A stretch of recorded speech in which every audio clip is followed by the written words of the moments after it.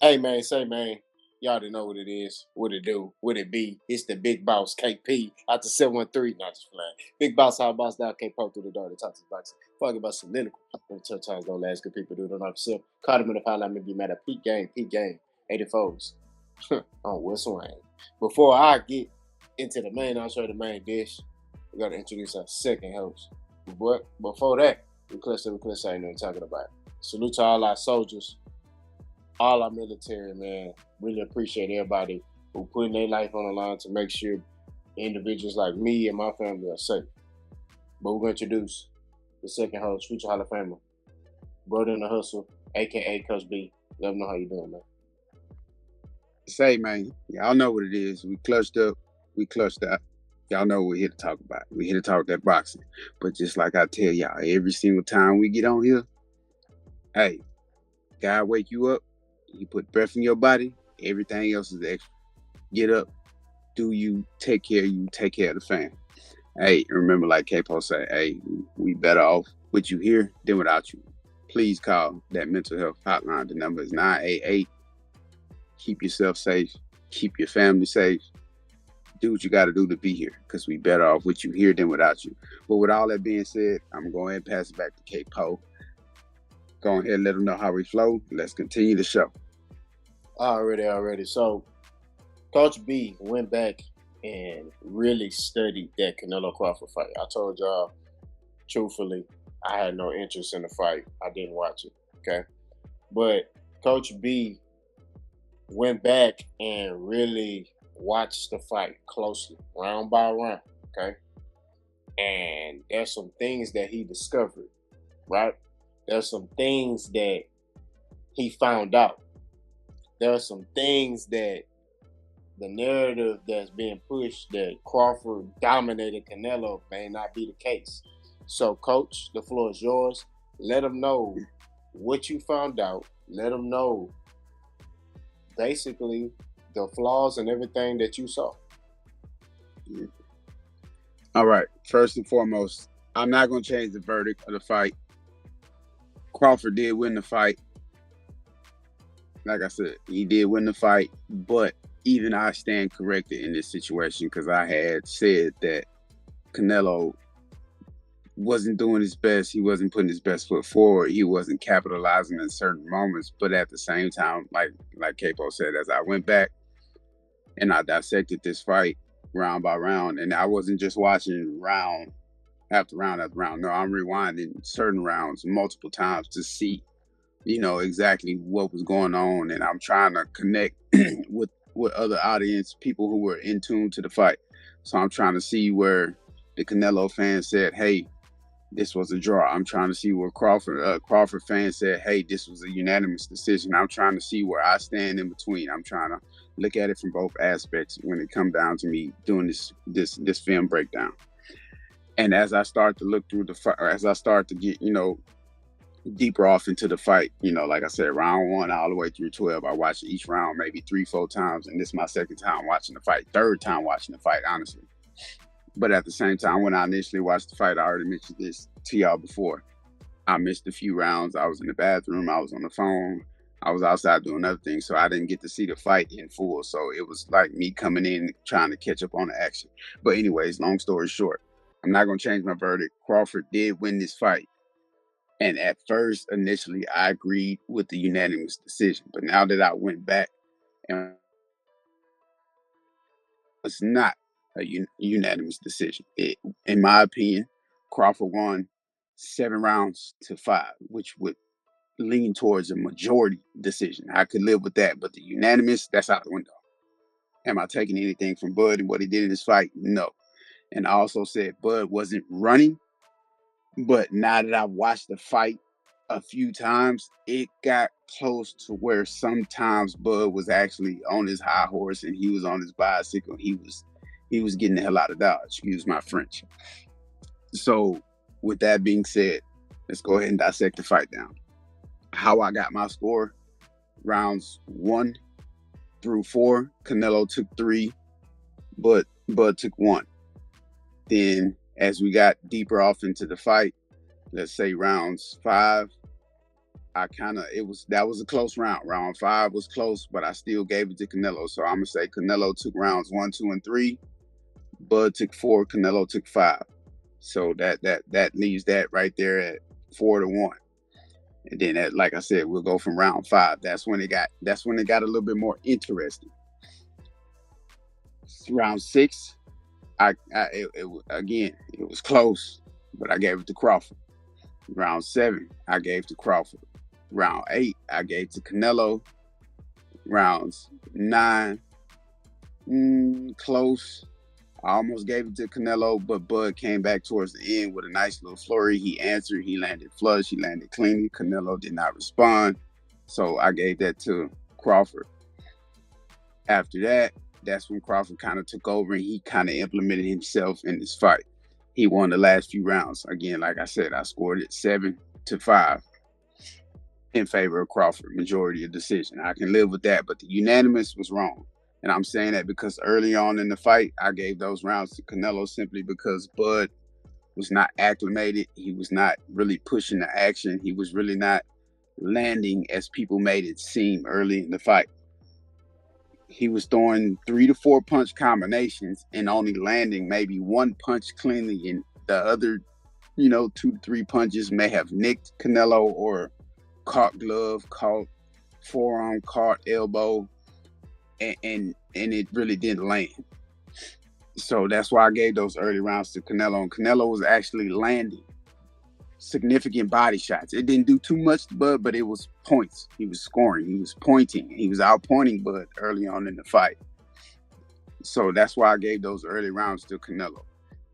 Now the tide turned at the point where it seemed like Canelo was tired, but Canelo was actually trying to change the scenario and be the dictator, in which he left rounds on the table to where he was trying to set Bud up, but he wasn't being ample about it. He wasn't being aggressive about it. He was just trying to move him and set him up in the corner. He was trying to trap him on the ropes.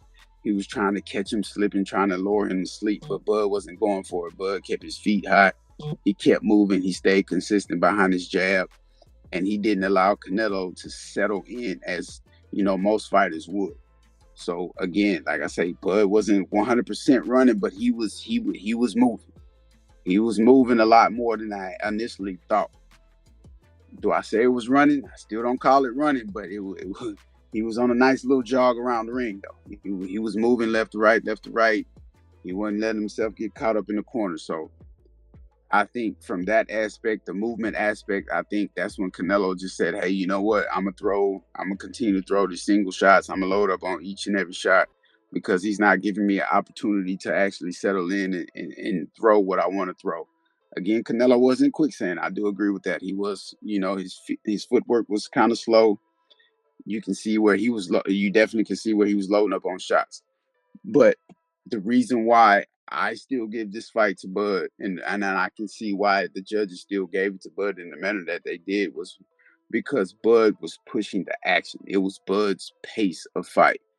Bud wasn't landing significantly like people thought he was, because even if you go back and look at the CompuBox stats, they were a lot closer than what people think. And I know a lot of Bud Buddy fans, Bud Booty Warrior fans. I know they go look at that and be like, well, he outlanded them. Yeah, cool. But y'all trying to make it seem like he was just whooping them from pillar to post. He wasn't whooping them from pillar to post. Canelo actually had some good moments too where he showed great IQ. Bud was trying to load up on shots as well, and Canelo was making a miss. Now, what persuaded the judges also to give this fight to Bud was Bud landed the better combination punches towards the end of the fight. You can clearly see towards the end of the fight, Bud was landing those good combinations. It wasn't full speed, it wasn't full power, but he was throwing them and he was landing them clean and concise. So that's another reason why the judges gave this fight to Bud. Like I say, I'm in agreement with the judges, but not with the unanimous. Next thing I want to point out, Bud had got hurt, I believe, in round. Well, I won't even say he got hurt. He got buzzed in round 10, and that made that round real, real close. real close, because I didn't even notice it myself that Canelo had buzzed him with like an overhand and an uppercut and something else to the body, kind of combination. And Bud was like, "Nah, I'm gonna finish this round on my bicycle a little bit," because he kind of got me with that. But then all of a sudden, as Bud was moving, he paused and he threw a nice little crisp combination. I believe it was a cross with a lead, and he came with a hook. And Canelo had to eat all those punches to the face because he was not ready for it. Bud set him up real good with a feint leading into it. So that's how Bud took that round 10. But that's how Bud took round 10, excuse me. But at the same time, I stand corrected. I had talked, kind of real negative about Canelo in this fight. And I really didn't see the genius he had, the genius fight plan they put together behind this fight, even to mitigate some of the movement, even to mitigate some of the shots they really could have took all night and actually been hurt. Canelo could have got hurt with some of the punches, Bud was throwing. But again, it's Canelo. He's probably has one of the greatest chins of all time. He's not ever been down. He's not ever been hurt. So, I mean, that's a tall task for anybody, not just Bud. That's for anybody. But at the same time, like I say, I talk real negative about Canelo, and I had to go back and look at this fight. And it was really a masterclass performance between both corners. Both corners came with a fight plan to actually counteract each other. They actually came up with a brilliant fight plan. And shout out to both those coaches. Like I say, I don't rock with Bo Mack too much, but it was a brilliant game plan. But one significant thing I want to point out about this fight, it was right before Bud came out. I believe it was round 9 or 10. Round 9, I believe. It was an exchange. It was a conversation exchange in the corner to where Bo Mack asked Bud, "You hear that?" And Bud mumbled something. I didn't make out exactly what Bud said, but I do know Bud, in reply to what was said to him, Bud asked, "What you mean he up? How many rounds he up?" And Bo Mack wasn't even for sure himself. He said, I don't think he up, but remember, you got to finish strong. So that and all coming from a corner like Bo Mack and Terence Crawford, for them to even be questioning, how many rounds he up, how many rounds we winning, or can we win? We got to push strong. That lets you know in this whole entirety how close this fight actually was. Do I say a draw? No. But for them two to be questioning what's going on and how they got it scored in the midst of this type of fight with one of the best, one of the greatest fighters of all time, one of the greatest Mexican fighters of all time, that says a lot. It wasn't a unanimous decision. Based off that alone, that conversation alone lets you know this fight was a lot closer. Not only that, on top of that, the commentary was solely set up for Crawford to be ahead in every aspect. The commentary was all geared towards Crawford winning his fight. They said a few good things about Canelo, but from beginning to end, you just hear them, constantly praising Crawford.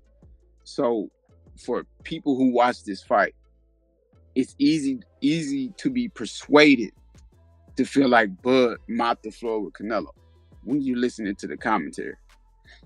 But again, that commentary judges are not always right. As boxing fans, you got to understand, they get fights wrong. The commentators get fights wrong. The judges get fights wrong. The scorecards could be slanted. That's why we have CompuBox. That's why fight stats come out, a couple days after the fight has happened, or maybe the next day. Everything gets corrected. But at the same time, I just want to say, what I'm saying? I'm a man of my word. If I'm wrong, I'm wrong. To Canelo fans, y'all are right. This fight was a hell of a lot closer than what more than half the world think, honestly. So again, Canelo fans, good job for pointing it out. Canelo fans, good job for rocking with your warrior. Canelo fans, good job for rocking with one of the greatest Mexican fighters of all time. Because through this whole situation, Canelo fans actually they stayed pretty quiet. They just kind of waited for the fight. It was the Bud fans that kind of made this, kind of a wild roller coaster ride. It wasn't the Canelo fans. They stayed quiet and just waited for their chance to fight.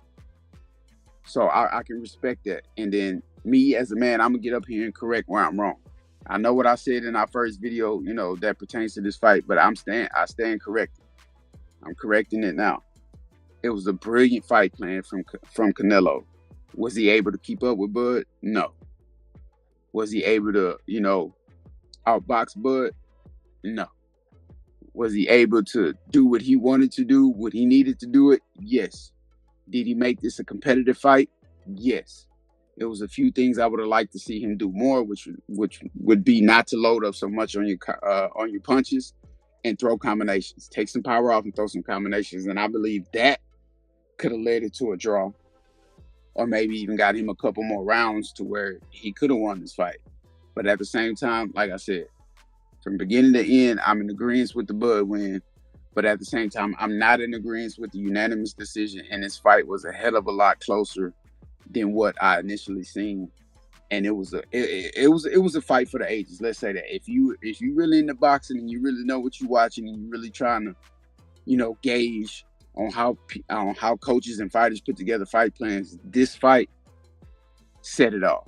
Canelo had a brilliant game plan. I still didn't like the fact that he was trying to throw punches and kind of step into a switch hitter position. I did like that. I seen that again. I was like, I don't think I like you throwing that punch and kind of stepping into a southpaw stance and coming back out to an orthodox stance. I didn't like that. I don't know where that came from, but like I said before, you spar with Boots one time. Don't try to switch it. But anyways, he one of the greatest of all time. What can I tell Canelo? But at the same time, again, I like this fight. The verdict, I don't like the outcome, the verdict of how it, happened with the unanimous, but majority of the decision, seven rounds to Crawford, 5 rounds to Canelo. And I'm going to leave that like that. Man, it ain't the first time I heard that coach. A couple people on Boxer Boxing Channel put that in my comment section saying the fight was closer than, what people were saying. So, like I said, I stay and watch the fight. I'm not watching that fight or Jake Paul and what's his name, Devontae Tank Davis. That's clown stuff to me. But at the same time, and I'm just talking about the matchmaking. But at the same time, I appreciate, individuals, telling me. And I appreciate you, Coach B, for going to do that homework on that particular matchup, because at first, the Bud Buddies was in the comment section. Every comment. Terence Crawford's the GOAT. He's this, he's that. And I'm like, bro, it doesn't make him the GOAT because he beat a washed up Canelo. Okay? Y'all forget that we've been saying this about Canelo Álvarez for a while now, that he's not the same fighter he once was. Okay? Mm-hmm. Old Canelo was a combination puncher, had good reaction, elite head movement, upper body movement was elite, right? This Canelo Álvarez is lazy, right? He's lazy. Y'all forget those reports about a fighter who trained with Canelo for a training camp, and that dude said Canelo is lazy, right? He has lazy training, which lets you know that he's not putting that same effort and energy he once had into the sport of boxing anymore. And basically it caught up with him in this fight. You know what I mean? That's just what it boils down to. He needs to stop fighting, because the next time he fight Dave Benavidez, he gets stopped. But let's check out to the next. So Coach B's fighter, I forgot his name. He's a amateur fighter coach, if I'm not mistaken. Reached out to Coach B. He said, "Hey man, what do you think is next for Terence Crawford? What would be, the next, set of rules for him? And I can piggyback out there and say, do you think he should just retire, Coach? Do you think Canelo need to retire? Do you feel like they need to rematch each other? I saw a video of Robert Garcia, which is Mikey Garcia's brother, saying that Canelo can win the rematch. Do you feel like this was part of the play? Because I don't know if you heard Bomac at the end of the fight. I saw a press conference or an interview. He was sitting in the hallway somewhere, and he was like, "Bud gonna keep fighting, and he gonna get back in the gym." So it's like, okay, They might have a rematch on the horizon, But let us know what you think, Coach. Let us know something. As far as Canelo can do what he want. Canelo can either retire or continue to fight, collect checks. But me personally, if I'm Canelo, there's nothing else for me to accomplish. I'm not going to keep taking a whooping. I'm not going to keep taking these unnecessary punishment. I got kids I want to raise. I possibly got a son that might want to, follow in my footsteps. So it's about time for me to ride off into the sunset and start, training and coaching him to victory. But it is Canelo. You never know. He's a Mexican warrior. Those guys fight until they can't. So we might see Canelo again a few more times. But if it is a few more times, hopefully it's not with David Benavidez, because I wouldn't like that matchup from what, I've seen in his last fight. It wouldn't be good for Canelo. I'll just leave that right there for Canelo. As far as Bud, shout out to T as well. Shout out to T. He the one that posed the question. What Crawford should do? Should he retire? Should he fight Billy at 160, or should he fight David Benavidez at 168? I think I'm gonna call it a spade a spade. I don't think Canelo or Crawford should go over there messing with Benavidez. It's like that segment on Friday when Red went over there, asked Debo for his bike back. He got knocked out. His daddy got out the car, said, "Man, get up off your ass. I don't know why you come over here messing with these people." It'll be just like that. Crawford should stay far away from Benavidez. No David Benavidez. That dude's he's a different type of breed. He's not going to be afraid of you. He's not going to be afraid to let his hands go. He's not going to be scared to walk him down. He's not going to be worried about none of that movement. If he got to walk in the ring to get to Crawford, David Benavidez will walk in the ring to get to Crawford and put him to sleep. David Benavidez will KO Crawford. I'm sorry. I'm just keeping it real 100, 1,000%. Stay away from David Benavidez. Now, 160 against Billy, I think it would be a cool fight to watch, but at the same time, I don't know how much more punishment Crawford can put his body through, going up and down in weight. I know it's not a big drop off, but at the same time, once you gain weight, you drop weight, you gain weight, you keep, fluctuating, your body eventually going to start to give out, because after a certain age, and that's just how life goes. We have no control over Father Time and Mother Nature. After a certain age, you consistently transforming your body, eventually something's not going to take. And like I say, if he was to go down to 160 and get there comfortable against Billy, I wouldn't mind watching it. No, I wouldn't watch it, honestly, but it would be a good fight for Crawford just to continue, adding, names to his resume. And Billy's not going to do too much for his career, but at the same time, it'll be something to, put on the resume. But at the same time, if I had to make a move for Crawford, like I said before, bro, forget 168, forget 160. You need to go back down to 154 and run that gauntlet. That's not going to change with me. So you got some unfinished business, bro. And if you want to really stamp that resume and put your face on Mount Rushmore, 154 is a place to do it. We already named those fighters. You got Fundora, you got Thurman, you got Zoo, you got Charlo, you got Ortiz. Hell, at this point, I know it ain't going to happen. I don't care if you get in there with Xander Zayas. I don't care if you get in there with Earl Spence again. But Boots, the names are there. That 154, if you want to get your face on that Mount Rushmore, 154 is a place to go down to and do it. You know what I'm saying? And after that, ride off into the sunset. At that point, you give Boots his scrap. You give some of those other guys at 154 they scraps. Win or lose, I can't say nothing about it. You fix your resume. You know what I'm saying? You fix your resume. I have nothing else to say. My biggest issue with Terence Crawford is his resume and his style of execution. I don't like his style of execution. His style of execution is all about timing and fighting the fighters at the right time for him, wrong time for them. That's Bud's MO.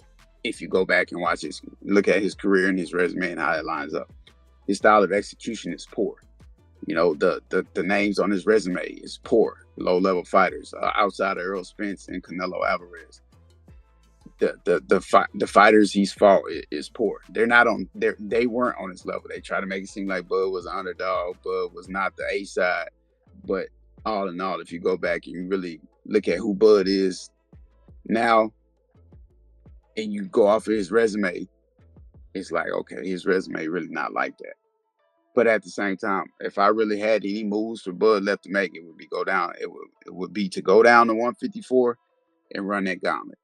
You wanna unify, you wanna be undisputed again, go do that at 154. And I guarantee you that'll be a lot harder than anything you've ever done in your career. That'll be harder than beating Canelo Alvarez.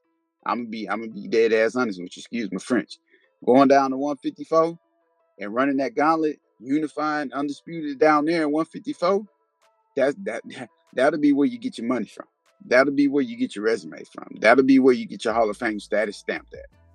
Right there at 154. But I can go on and on about the situation. Again, shout out to T. I hope I hit me up again. Hit me and Capo up. Period. That's for anybody. If y'all want us to discuss anything, just let us know. We not running from no smoke. We say that all the time. But before I keep,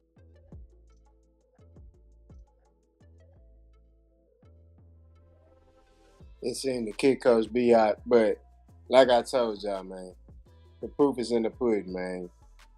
Terence Crawford got to update his resume. That's what it is. We reached the end of the podcast, man. Y'all continue to support us, man. This is Genesis. This is the beginning. Remember, man, you got anything that you want to tell us, let us know in the comment section. Continue to reach out. Continue to let us know. And we're going to continue to shine. And that's what it is. But like I tell y'all, man, it's the Genesis. It's the beginning. Keep coming. Keep pause. Keep coming. Keep supporting us on this journey. And we're going to continue to grow. I'm Boss. That was Coach. You kicked him out. We out of here.